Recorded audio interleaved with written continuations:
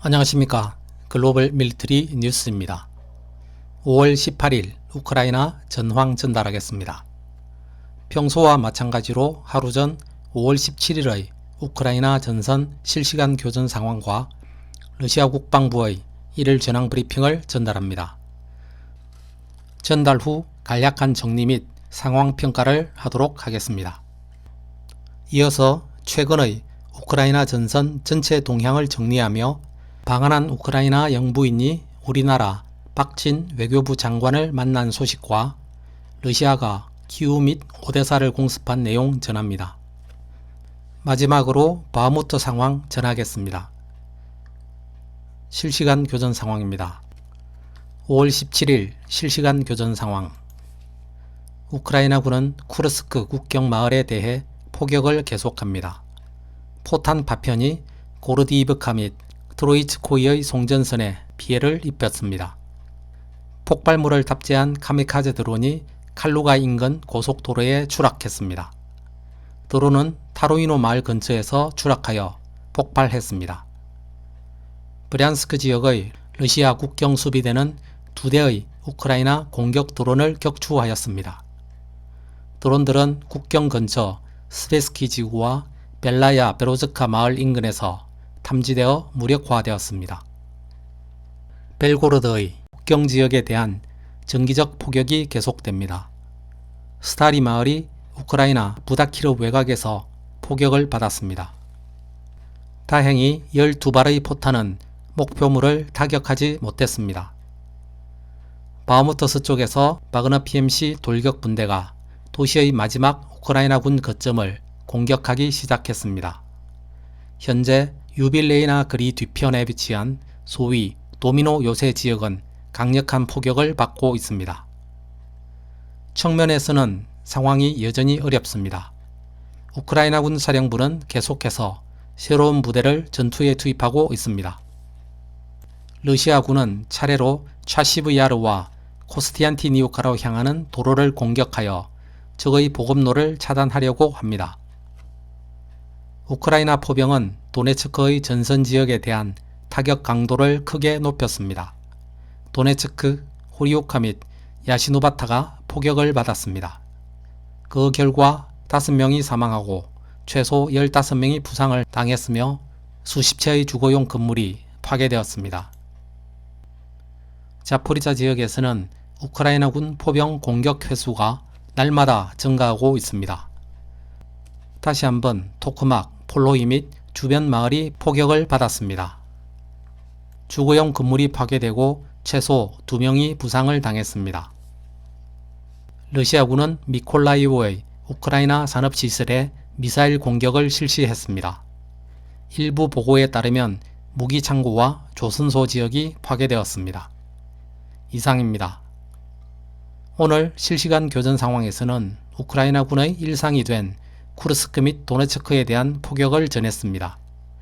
또한 우크라이나 무인 자폭 드론이 러시아 본토 깊숙한 곳까지 비행했다는 소식을 전했는데 이 무인기는 우크라이나 자체의 Tu-141 스위프트 장거리 무인 항공기라고 합니다. Tu-141 자폭 드론이 추락한 타루티노 마을은 우크라이나 국경에서 직선으로 360km, 모스크바에서는 80km 떨어진 지역입니다. 한편 러시아군은 미콜라이우 및 키우 등의 야간 공습을 실시했는데 우크라이나 국방부는 러시아군이 발사한 33개의 목표물을 파괴했으며 그중 29개는 순항 미사일이었다고 주장했습니다. 바흐무트 상황은 러시아 국방부 브리핑 이후 내용을 정리하도록 하겠습니다. 다음은 러시아 국방부 1일 전황 브리핑입니다. 러시아 국방부 특수군사작전 진행 상황 보고 2023년 5월 17일 러시아 연방군은 니콜라예프, 미콜라이우의 선박 수리 시설에 있는 대형 탄약고에 대해 장거리 해상 기반 고정밀 무기 공격을 수행했습니다. 공습의 목표가 달성되었습니다. 할당된 대상이 무력화되었습니다. 쿠판스크 방면에서는 루간스크주 노보시오롭스코이와 하르키우주 올샤나, 페트로파블리우카 및 마슈티우카의 우크라이나 병력 및 장비를 무력화하였습니다. 6개의 우크라이나 사보타주 및 정찰 그룹의 활동이 하르키우주 팀키우카와 루간스크주 로조브카, 스텔마키우카, 노보시오롭스코이 근처에서 진압되었습니다.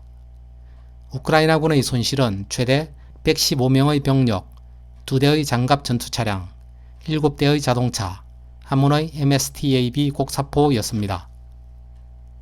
크라스니 리만 방면에서는 중부 집단군 부대가 루간스크주 넵스케, 체르보나 디보로바 및 도네츠크주의 그리고로브카의 우크라이나군을 무력화하였습니다. 제252 차량화 소총연대의 부대는 루간스크주 체르보노포프카 인근에서 2대의 전차 지원을 받아 공격을 시도한 우크라이나 돌격 부대의 2차례 공격을 격퇴했습니다. 이곳에서 우크라이나군의 손실은 병력 30명과 전차 1대였습니다.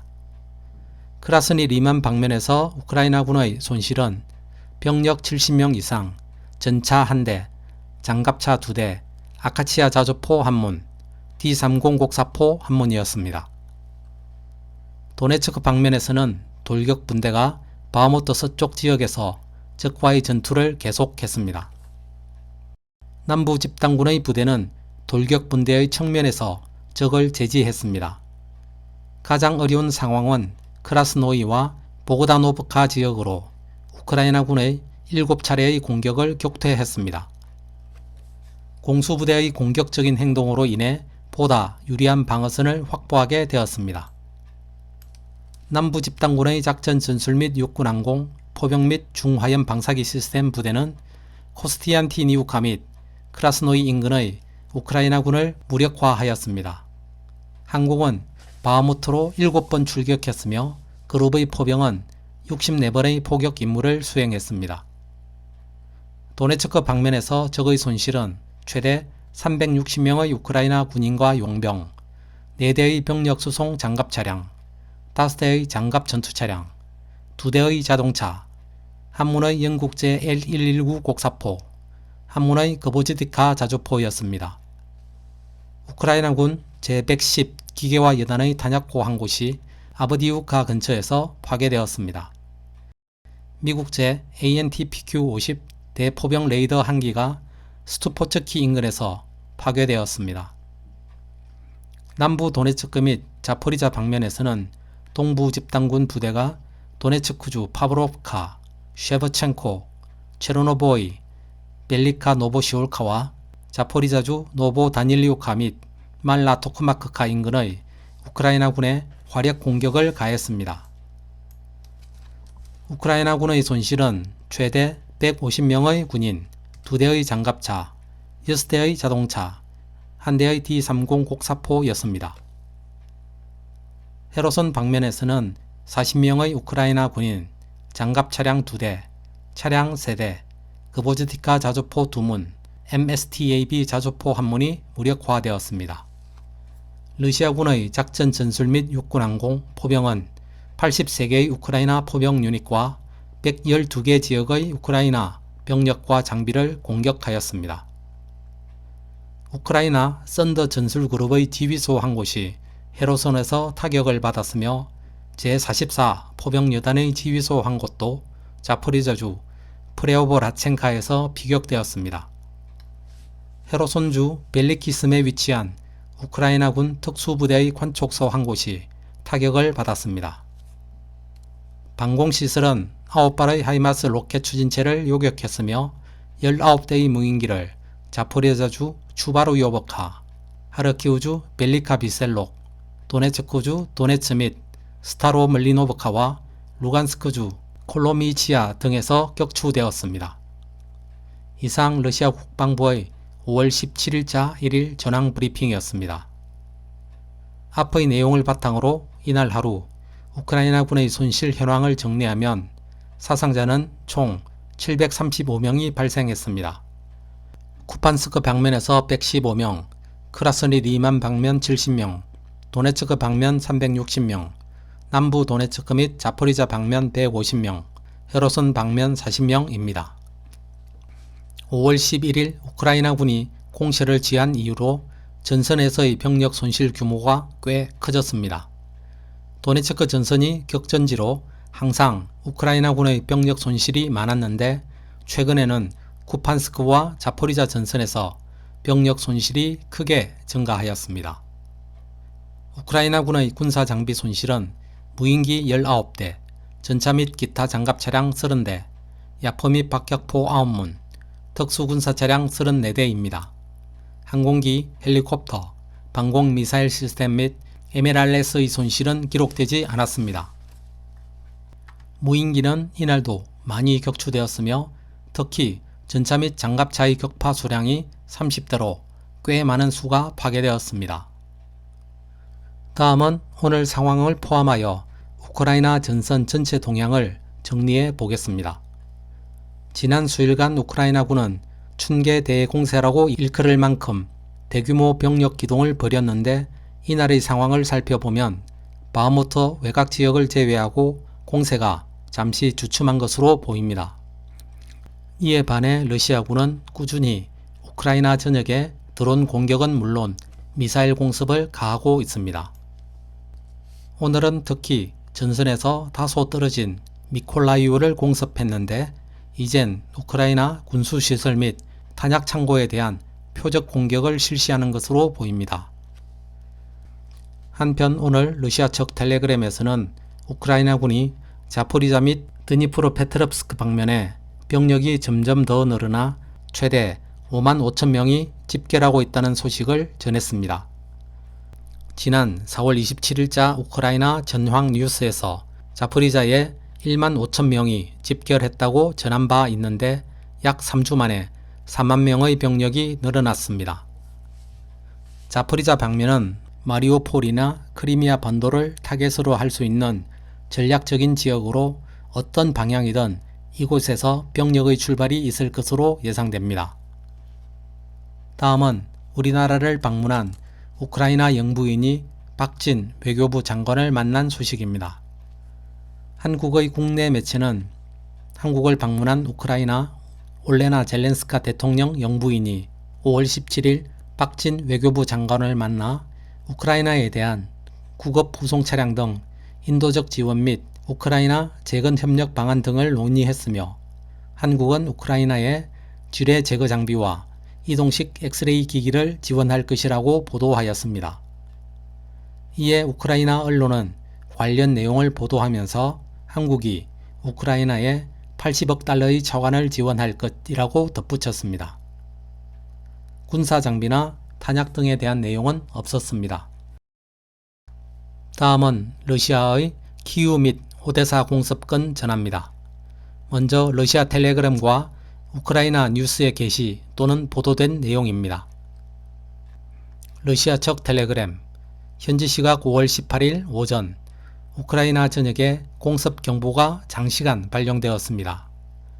러시아군의 전략 항공기가 출격하였으며 키우에서 몇 차례 폭발이 일어났다고 보고되었습니다.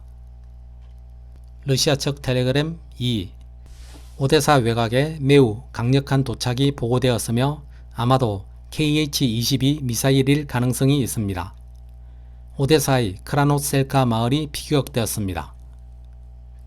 러시아 측 텔레그램 3. 러시아군은 우크라이나 오데사에 대해 12발에서 15발의 미사일 공습을 가했습니다. 오데사의 스콜니 비행장이 타격받았고 자토카 다리가 타격을 받았습니다. 우크라이나 청 뉴스 야간에 러시아군은 다방면에서 오데사에 대한 미사일 공습을 실시했습니다. 우크라이나군은 미사일 대부분을 격추했지만 한 발이 산업시설을 피격했습니다.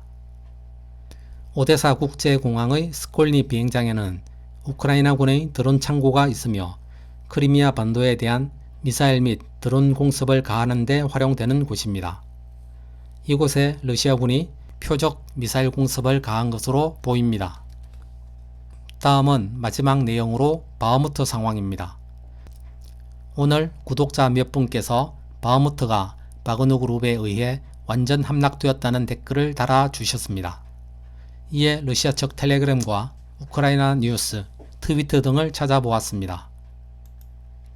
미국의 전쟁연구소 ISW는 러시아 오신트를 인용하여 바그너 그룹이 바흐무트에서 많이 전진했지만 여전히 일부 지역을 우크라이나군이 장악하고 있는 것으로 평가하고 있습니다. 프리고진의 선전 매체는 5월 18일 15시 35분 텔레그램에 게시한 내용에서 적은 중요하지 않은 몇 개의 지역을 통제합니다 라고 밝히고 있습니다. 지금 보시는 영상은 전쟁 전과 전쟁 후의 바흐무트 시내를 비교한 위성 지도입니다. 아래 적혀있는 내용을 번역하면 2022년 5월 8일과 2023년 5월 15일의 도시위성 이미지, 말 그대로 모든 집과 현관문의 폭격으로 도시는 거의 완전히 파괴되었습니다. 적은 몇 개의 중요하지 않은 영역을 제어합니다 라고 되어 있습니다. 풍전등화격으로 바흐무트가 함락되는 것으로 보이지만 매우 작은 영역을 아직 우크라이나군이 장악하고 있는 것으로 판단됩니다. 이상은 한국시각 5월 18일 21시 기준으로 파악한 내용이므로 5월 19일에는 상황이 어떻게 될지 알 수 없습니다. 오늘 내용은 여기까지입니다. 시청해 주셔서 감사드리며 구독과 좋아요, 알림 설정도 부탁드립니다. 행복한 하루 보내십시오. 감사합니다.